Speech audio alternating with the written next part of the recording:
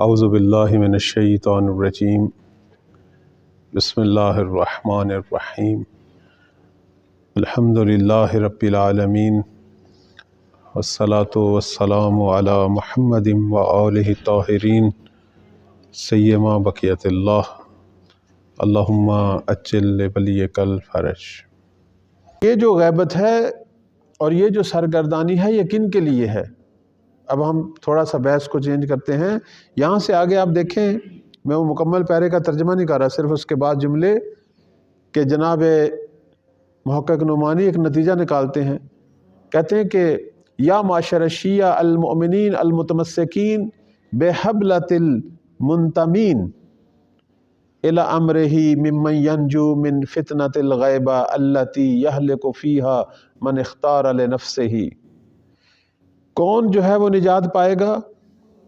جو پروردگار کی رسی سے متمسک رہے گا۔ اور پروردگار کی رسی کیا ہے؟ امام وقت پر ایمان اور ان کی معرفت اور ان کے فرامین سے تمسک۔ یعنی امام زمان کے فرامین تو موجود ہیں، محمد و آل محمد کی تعلیمات تو موجود ہیں، امام وقت اگرچہ غائب ہیں لیکن زمین پر موجود ہیں۔ جو ان کی معرفت سے، ان کے فرامین سے متمسک رہے گا وہی نجات پائے گا۔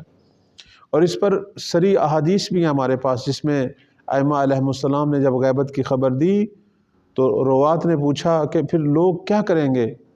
وہ کہیں ہمارے فرامین کو پڑھیں۔ یعنی اب امام معصوم سے رابطہ نہیں ہے لیکن ان کے فرامین سے ہے۔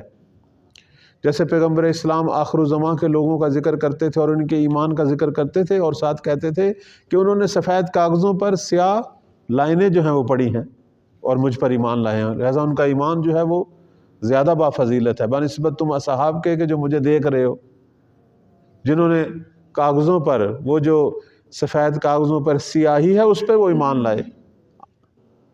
تو ہم بھی اسی دور میں ہیں کہ ہم نے نہ پیغمبر کو دیکھا نہ کسی امام کو دیکھا، ہمارے پاس کاغذ ہیں، کتابیں ہیں جن پر سیاہی سے لکھی ہوئی لائنیں ہیں، اور اس میں ہم حقائق کو ڈھونڈ رہے ہیں اور اس پر ایمان رکھتے ہیں۔ تو جو ان پر ایمان رکھے گا وہ نجات پائے گا، اور یہ وہ چیز ہے جس کی طرف محقق نعمانی کہ پس جو لوگ محمد علیہ محمد کے فرامی رکھتے ہیں وہ سرگرداں نہیں ہیں، وہ پریشان نہیں ہیں، وہ حیران نہیں ہیں، وہ مطمئن ہیں، وہ پرسکون ہیں اور اپنا کام کر رہے ہیں۔ وہ محمد علیہ محمد کے فرامین کو ڈھونڈ رہے ہیں اس زمانہ غیبت کے حوالے سے، اور زمانے کے امام کی شناخت بھی پیدا کیے ہوئے ہیں، اور ان کے فرامین کے مطابق جو ہے وہ اپنی زندگی گزار رہے ہیں اور مولا کے لیے اپنے آپ کو تیار کر رہے ہیں۔ لہٰذا یہ پریشان نہیں ہے، یہ مطمئن ہے۔ منتظر واقعی جو ہے وہ مطمئن ہے اور پرسکون ہے۔ یقین مانیں معرفت کا موضوع بہت اہم ہے، چونکہ ہم معرفت کے معانی اور مفاہیم سے آشنا نہیں ہیں بسا اوقات، اور ہم سمجھتے ہیں کہ صرف چند نام جاننا، چند فضائل جاننا یہ معرفت ہے۔ نتیجتاً نہ اپنے وجود کے اندر کی پریشانی کو دور کر پاتے ہیں، نہ کسی کی پریشانی کو دور کرتے ہیں۔ اصل سب سے پہلا مسئلہ ہی معرفت ہے۔ سب سے بڑا ہمارا وظیفہ زمانہ غیبت میں معرفت ہے، اور معرفت کے لیے یہ فرامین جو ان کتابوں میں موجود ہیں وہ کافی ہیں۔ پچھلے دنوں بھی ایک جگہ پہ گفتگو ہو رہی تھی، وہ ایک صاحب جو ہیں وہ کہہ رہے تھے کہ ہم نہیں سمجھ پا رہے کہ آخر معرفت کیا ہے، ہوتی کیا ہے۔ علماء کہتے ہیں، آپ بھی کہہ رہے ہیں، درسوں میں بھی کہتے ہیں معرفت معرفت معرفت ہوتی کیا ہے۔ میں نے اسے ایک سادی سی مثال دی اور وہ سمجھ گیا الحمدللہ، وہی مثال آپ کی خدمت میں پیش کروں گا۔ میں نے کہا کہ معرفت یہ نہیں ہے کہ ہم امام مہدی کا نام، لقب، ان کی تاریخ پیدائش، یا ان کی والدہ کا نام، والد کا نام، یا ان کے چاند ایک واقعات یا فضائل جان لیں۔ یہ چیزیں تو دشمنوں کو بھی پتہ ہیں، آیا دشمن بمعرفت ہیں؟ یہ چیزیں تو دیگر مذاہب باطلہ کو بھی پتہ ہیں، حتیٰ جنہوں نے حملہ کرنا ان کو بھی پتہ ہے۔ تو یہ معرفت کیا ہے؟ معرفت ایک اور چیز ہے، وہ کیا ہے؟ میں اس کی ایک مثال دیتا ہوں، ایک سادی سی مثال۔ ہو سکتا ہے آپ لوگ بھی اپنی گفتگو میں، اپنی تقریروں میں شاید اس کی مثال دیں جو سب کو سمجھ آئے گی معرفت کے موضوع پہ۔ مثال یہ ہے کہ مثلاً ایک باپ جو بچوں کی خدمت کرتا ہے، بچوں کو پالتا ہے، بچوں کو جوان کرتا ہے، بس اوقات وہ باپ اپنے بچوں کو ایک جملہ کہتا ہے۔ وہ کیا کہتا ہے کہ کتنے سال ہو گئے ہیں تم میرے ساتھ رہ رہے ہو، میں نے تمہیں پالا پوسا جوان کیا، لیکن ابھی تک تم نے باپ کو سمجھا نہیں۔ ایسا سنتے ہیں یا نہیں سنتے؟ بھی باپ نے بچے کو پالا، جوان کیا، بچہ اس کے ساتھ رہا، اتنی زندگی گزری، لیکن ایک دن باپ اپنا دل کا دکھ بیان کرتا ہے، کہتا بیٹا میں نے اپنی طرف سے بڑی کوشش کی، تیری ساری خواہشیں پوری کی، تیرے سارے ایک ایک کر کے مسئلے حل کیے، لیکن میری قسمت، مجھے افسوس ہے میرے بچے مجھے نہیں سمجھ پائے۔ کہتے یا نہیں کہتے؟ ایک اور مثال دے دیتا ہوں، میاں بیوی کی زندگی گزر رہی ہے، مجھے بتائیں کون سی بیوی اپنے شوہر سے راضی ہے کچھ عرصہ جب زندگی گزر جائے، اور کون سا شوہر بیوی سے راضی ہے؟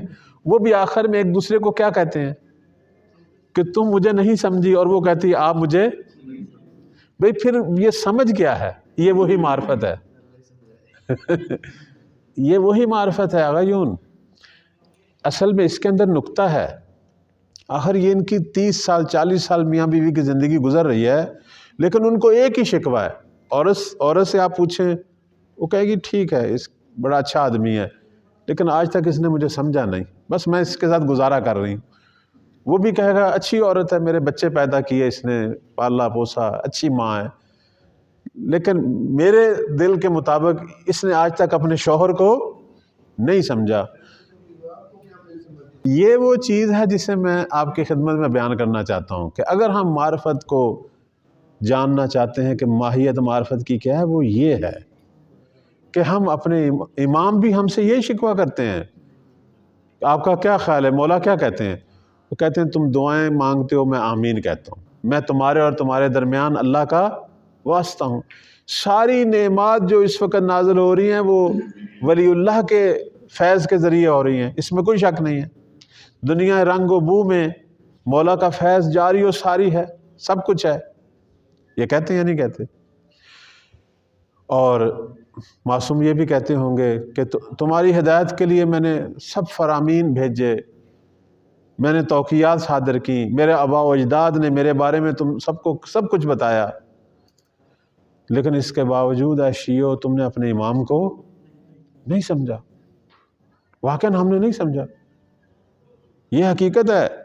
حتیٰ جب ائمہ کا زمانہ حضور تھا اس وقت بھی ہمارے ائمہ شیعوں کو یہی کہتے تھے، اچھے لوگ ہو تم، محب ہو، ہمارے عزادار ہو، ہماری خوشیوں میں خوش ہو، ہمارے غمیوں میں غمگین ہو، لیکن تم نے ہمیں سمجھا نہیں، اور یہ حقیقت ہے۔ سمجھنا اور ہے، سمجھنا اور ہے آغایون، سمجھنا یعنی دوسرے کے دل میں اترنا ہے اور اس کے مطابق اپنے آپ کو اس کے ہمراہ کرنا ہے۔ اب آپ تھوڑا سا اس نقطے پہ غور کریں، کتنے حقائق ہیں، کتنی گہری بات ہے۔ ہم آپس میں ایک دوسرے کو دوست سمجھ نہیں پاتا، نہیں پہچان پاتا، مدتیں گزر جاتی ہیں، آخر میں جب کوئی جھڑپ ہوتی ہے تو وہ کہتا ہے اچھا اب مجھے تیرا اصلی چہرہ نظر آیا ہے۔ ہاں ایسا ہوتا ہے، ماں باپ کافی عرصے بعد اولاد کا اصلی چہرہ دیکھتے ہیں، اولاد عرصے بعد ایک دوسرے بہن بھائی ایک دوسرے کا اصلی چہرہ دیکھتے ہیں، پھر بھی بڑی بات ہے اگر وہ اصلی چہرہ نظر آئے، پتہ نہیں اس کے نیچے اور کتنے چہرے ہیں، چہرے کے نیچے چہرہ، چہرے کے نیچے چہرہ۔ یہ جو کہتے ہیں شیعہ خالص ہو یعنی ایک چہرہ ہو، جو ظاہر ہو وہی باطن ہو، پھر ہم بامعرفت ہوں گے۔ اب یہاں تھوڑا سا عزیزان متوجہ ہوئے کہ معرفت وہ نہیں ہے، چند لفظ یاد کرنا نہیں ہے معرفت۔ معرفت سب سے پہلا تو کام اپنے اوپر ہے کہ ہم اپنے سارے جھوٹے چہرے ختم کریں، ایک چہرہ ہمارا ہو، یعنی ہم وہی ہوں جو باہر ہیں وہی گھر ہیں۔ جس طرح کا چہرہ اپنی اولاد کے سامنے، اپنے دوستوں کے سامنے، عام معاشرے کے سامنے، خود اپنے اندر بہت سارا کام کریں گے تو مولا کے چہرہ واقعی کے قریب ہوں گے۔ ہم نے خود اپنے اور مولا کے درمیان اتنے حجاب کھڑے کیے ہیں اپنے مختلف چہروں کے ساتھ۔ پہلے وہ سارے حجاب جس کو گناہوں کے حجاب کہتے ہیں، پتہ نہیں کیا کیا لفظ کہتے ہیں اسے، یہ سارے حجاب ہم ختم کریں۔ چہرہ تقویٰ جو ہے، مولا ہم سے کیا چاہتے ہیں؟ ایک جو مشہور فرمان ہے مولا امام صادق صلوات اللہ علیہ کا،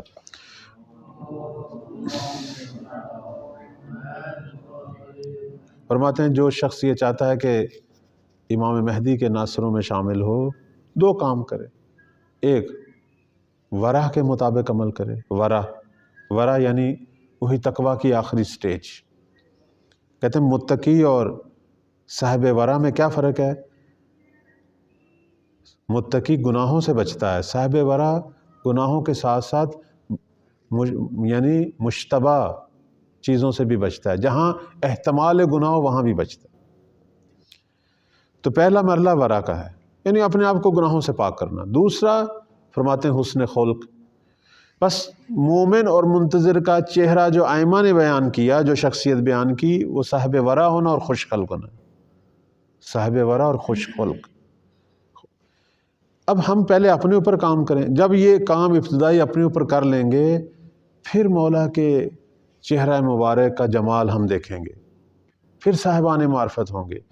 پھر حجاب چونکہ ختم ہو گئے، ہمارا ایک ہی چہرہ ہے، ایک ہی شخصیت ہے، گھر باہر دوستوں سب جگہ ایک جیسے ہیں. جیسے بعض لوگ دوسروں کے بارے میں کہتے ہیں یہ ایسے ہے، جیسے ہاتھ صاف ہے نا، یہ ایسے ہے، اس کو جس طرح بھی دیکھ لو یہ اسی طرح کا ہے، اس میں کوئی نئی چیز نہیں ہے، کوئی اس کے اندر کوئی، یہ اسی طرح رہے گا، خالص ہے اسی طرح. اب وہ جیسا بھی ہے، برا آدمی ہے یا نیک ہے، وہ کہتے ہیں یہ اس کے اندر منافقت نہیں ہے، یہ اسی طرح ہے، صاف، اس کی کوئی چیز چھپی ہوئی نہیں ہے. انسان جو ہے ایک تو اپنے آپ کو خالص کرے. یہ جو تمہیز کی بات جناب محقق نعمانی نے کہا، اگر پریشانی اور سرگردانی سے ہم نے نجات پانی ہے، اپنے آپ کو ان سارے چہروں سے جدا کریں، خالص چہرہ. ٹھیک ہے آہستہ آہستہ متقی بنیں گے، آہستہ آہستہ صاحب ورع بنیں گے، ٹائم لگے گا، لیکن خالص ہونا ہمارے اپنے اختیار میں ہے. ہم نیت رکھیں، عزم کریں خالص ہونے کی، باقی اللہ سے دعا کریں اور خود کوشش کریں، اچھے اچھے اعمال کریں، وہ برے اعمال آہستہ آہستہ دور ہوتے جائیں گے، اچھے اعمال اس کی جگہ لے لیں گے. یہ تو پہلا مرحلہ ہے. دوسرا آگے مرحلہ جو ہے وہ یہ ہے کہ پھر اپنے امام کے بارے میں سوچیں، ان کے قلب مبارک کے بارے میں کہ مولا کے دل میں کیا گزر رہی ہے. آیا میرے مولا احساس تنہائی رکھتے ہیں؟ ہاں رکھتے ہیں. تو میں کیسے اپنے امام کے احساس تنہائی کو دور کروں؟ یہاں انسان کیا کرے گا؟ مولا کے حصے کے کچھ کام خود کرنا شروع کر دے گا. وہ کیا ہے کام میرے عزیزو؟ امر بالمعروف. امام کا کام کیا ہوتا ہے لوگوں میں؟ لوگوں کو گناہوں سے روکنا، نیکی کی دعوت دینا، لوگوں کی مدد جہاں تک بھی ہو، مومنین کی خدمت میں اگر کوئی انسان کردار ادا کرے. فتنے گمراہیاں ان کے مد مقابل کھڑا ہونا، امام یہی کام کرتے ہیں. یہاں ہوگی معرفت. جیسے آپ جب اپنے والد کے شانہ بشانہ کھڑے ہو کے اس کی ذمہ داریوں میں اس کے شریک بنیں گے اور اس کا بوجھ ہلکا کریں گے، پھر وہ ایک سکون کی سانس لے گا، کہے گا یہ میرا بڑا تابعدار بیٹا ہے ماشاءاللہ، اور اس کو دیکھ کر میرا دل خوش ہوتا ہے. کیوں؟ وہ باپ کے حصے کی اس نے ذمہ داریاں اس نے تقسیم کر لی، خود اس نے بھی اٹھا لی، باپ کو سکون دیا. میں عرض کرنا یہ ساری مثالیں ماں باپ کی، رشتہ داروں کی سمجھ نہیں کی، یہ صرف اس لیے کہ ہم تھوڑا سا اس موضوع میں دقیق ہوں. پہلے مرحلے میں اپنے اوپر کام کرنا ہے، دوسرے مرحلے میں اپنے زمانے کے امام اگر معاشرے میں سامنے ہوں، ظاہر بظاہر ہوں، وہ کیا کریں گے، اور وہ کام ابھی بھی کرنے چاہیے. لوگوں میں ان کاموں کی ضرورت ہے، ہم آئیں اور ان کاموں کو ایک ایک کر کے جو ہے وہ انجام دیں. یہ وہ اہم نقطہ ہے جس کی طرف معمولاً توجہ نہیں ہوتی.